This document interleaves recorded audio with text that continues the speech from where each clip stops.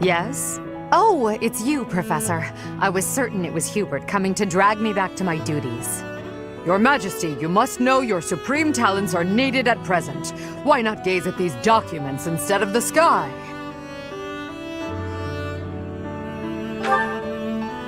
Doesn't it? And the worst part is that he's always right, so I can't even argue with him. But that's enough about Hubert for the moment. While I have your attention, I'd like to thank you for your help in that last battle. As you well know, I'm perfectly capable of commanding the army by myself. However, when you're around, it's somehow different. I'm not sure I can properly explain it. I suppose your perspective on the battlefield is simply sharper than mine. When you're devising tactics and tricks for us, it's almost as though you can read the enemy's mind. There's no getting around it. Your talent for strategy far exceeds my own. I'm quite jealous, in all honesty.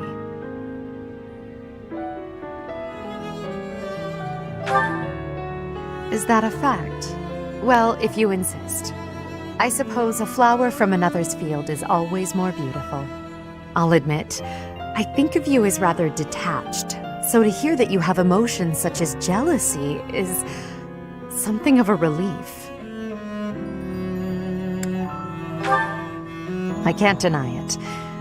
Ever since I underwent those procedures, I've certainly distanced myself from the ordinary world. Friends. That word somehow doesn't seem adequate. Besides, we've been friends for a long time, you and I. By now, we're so much more than that, at least in my mind. You know, instead of Edelgard, you can call me just Elle, if you so please. That's what my parents and closest sisters used to call me when I was little. Now there's no one left who calls me Elle. But with you, well, I think I could allow it. In fact, it would mean a great deal to me. Why? Well, you have stood beside me and shared my burdens. As I said, you are much more than a friend. In truth, you are like family to me. I suppose that's why.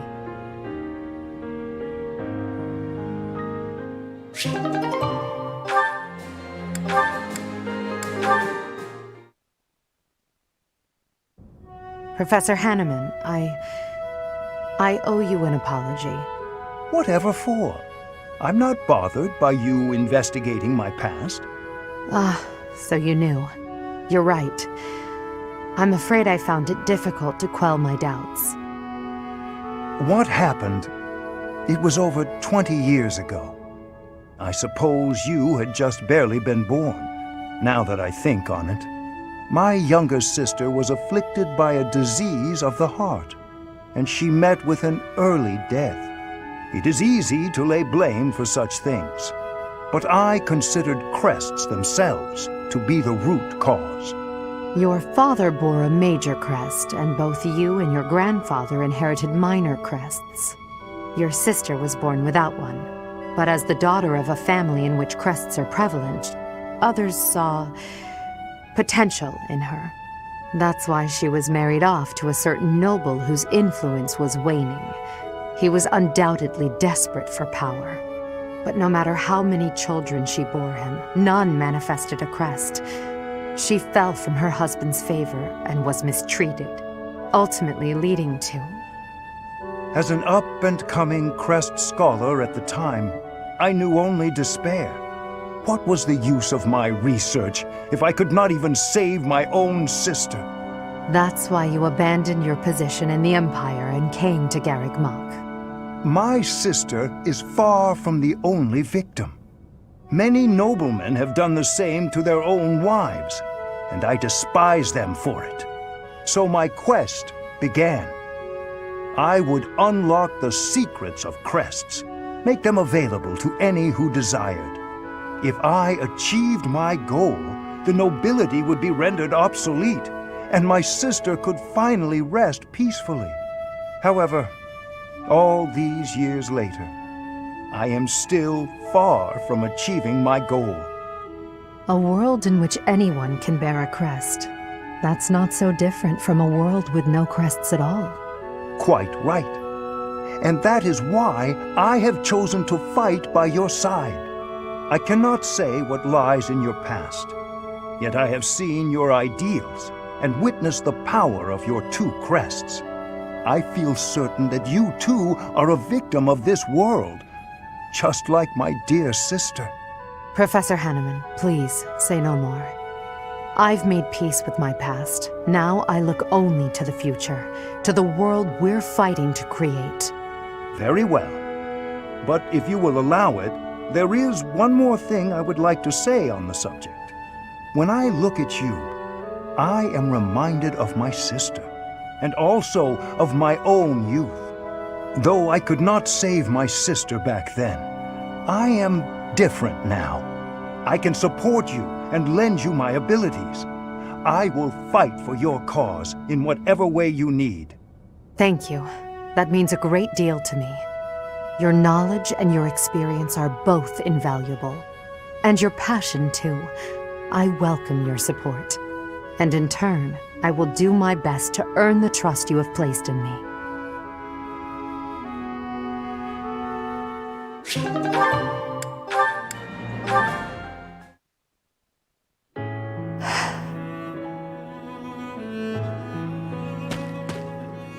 Something on your mind, Edelgard?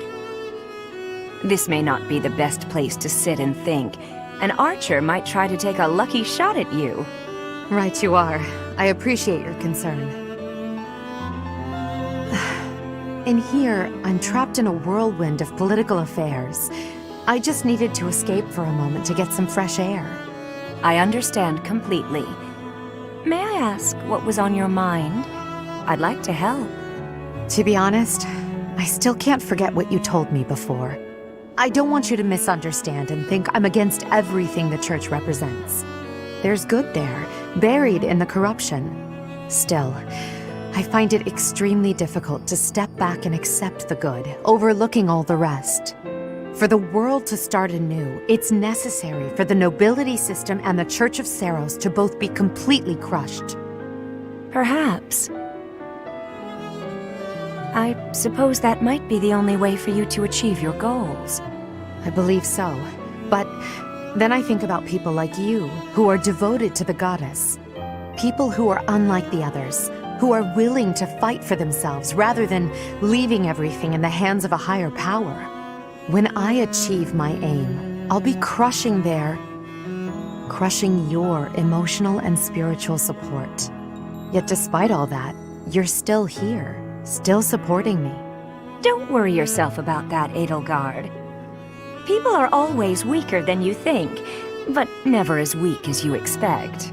The goddess is our silent foundation.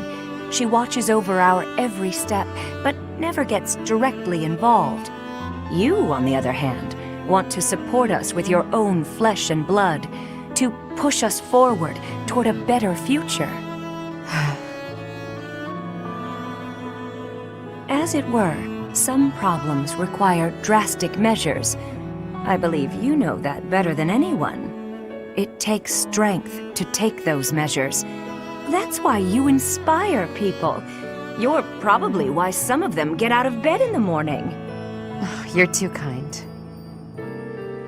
Now, I've just been around a bit longer than you, that's all. While we're on the subject, yes, the goddess does supply me with emotional support. But so do you, whether you know it or not. What do you mean by that? Just what I said, my dear. Just what I said. Now I'm blushing. Let's change the subject, shall we? As you wish. I think I've said quite enough as it is.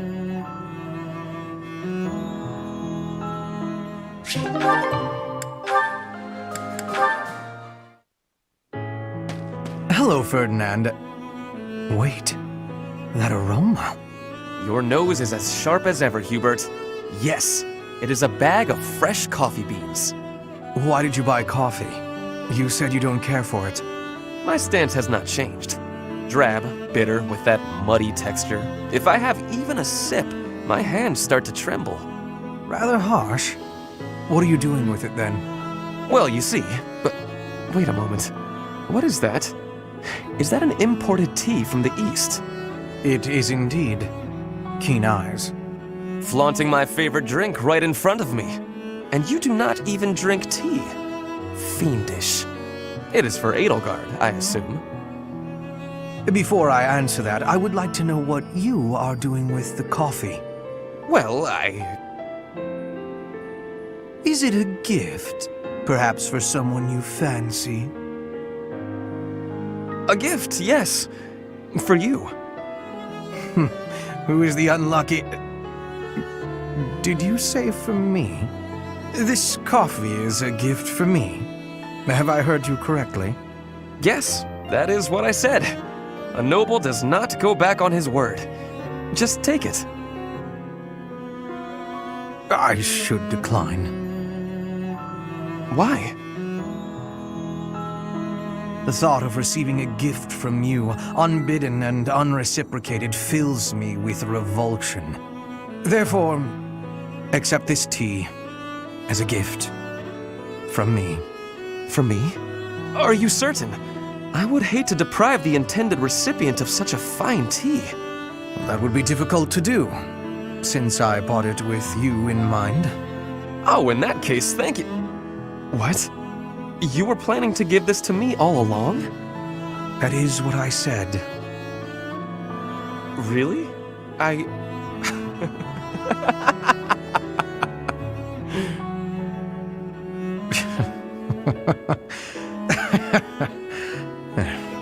Only one thing to do. We must take a tea break. Very well. But tea is not what I will be drinking. Of course. I will make you some coffee. Then I will prepare the tea.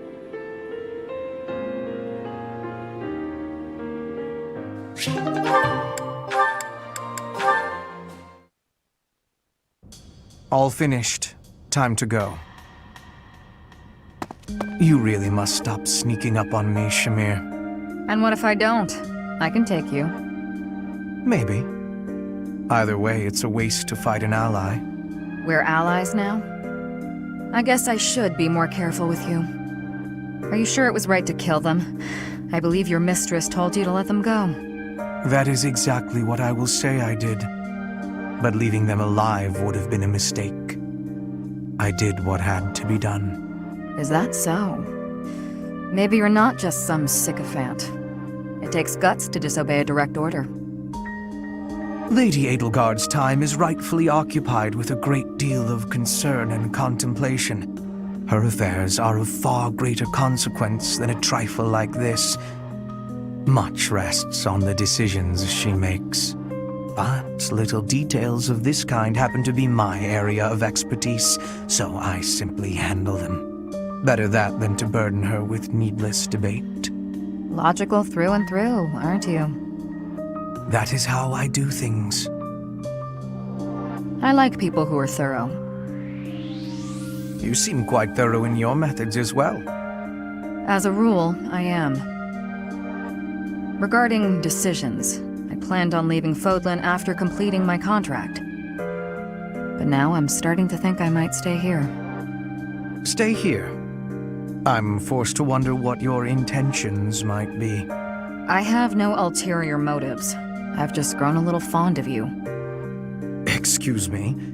You've what? For someone so intelligent, you're very dense. It's not just about you, though.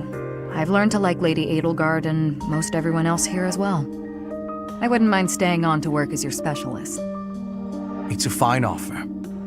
But perhaps we should wait until after the war to discuss it thoroughly. Fair. But you owe me, remember? Not much I can say to that, is there?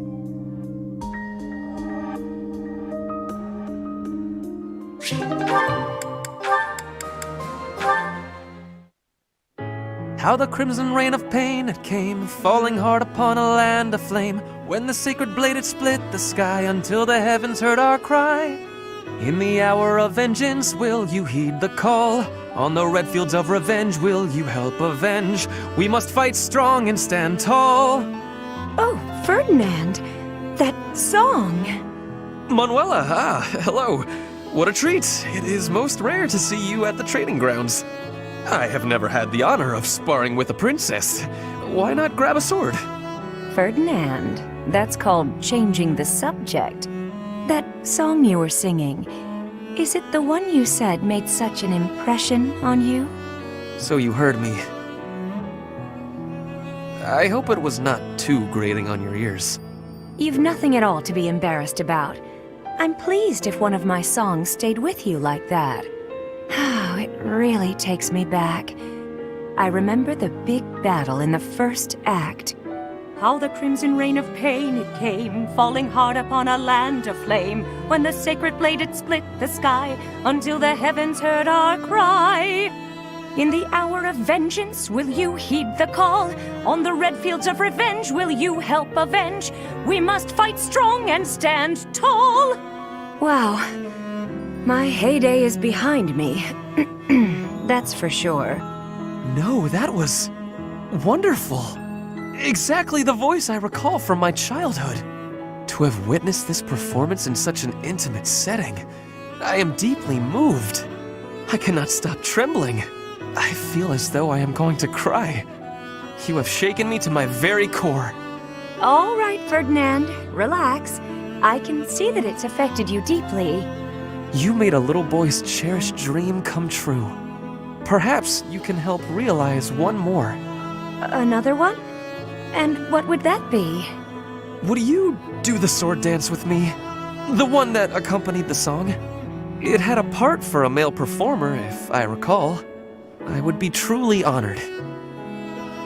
I'm sure I can't do it as well now as I could then, but you're just so adorably... you. I can't resist.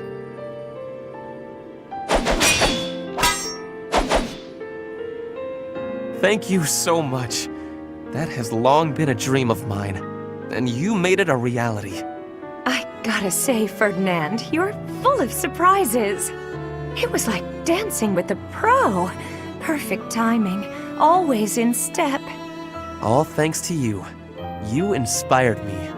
Or perhaps it was you who inspired me.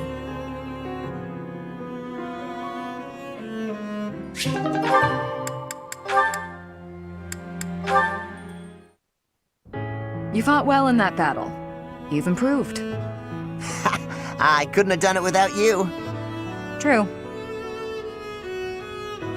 What? Come on! You're supposed to disagree and compliment me instead. Fine. In the past, you were reckless. Lately, you are less so. You are more considerate of your allies, and much easier to fight alongside. Whoa, now that's enough. Getting compliments from you is kinda weird. But I get what you mean. I feel safer on the battlefield when you're out there with me, too. I always trust that you've got my back. I guess we make a good team. I can't disagree. Hey, do you remember that time I saved you and almost got myself killed? You were pretty mad. That actually had a big impact on me. After that, I decided I had to be able to save you without getting hurt myself. So I started paying more attention. I read your movements in battle and stayed out of your way. Before I knew it, it was almost like I could read your mind. An interesting concept. We have become a very efficient team, but you will never understand my thoughts. Not true. I know exactly what you're thinking. Then prove it. What am I thinking right now? Right now? Let's see. You're thinking that I'm a reliable ally in battle, and you'd like to keep fighting by my side. And you think we're connected. Yeah, that's right. Even though we come from different places, you feel a bond.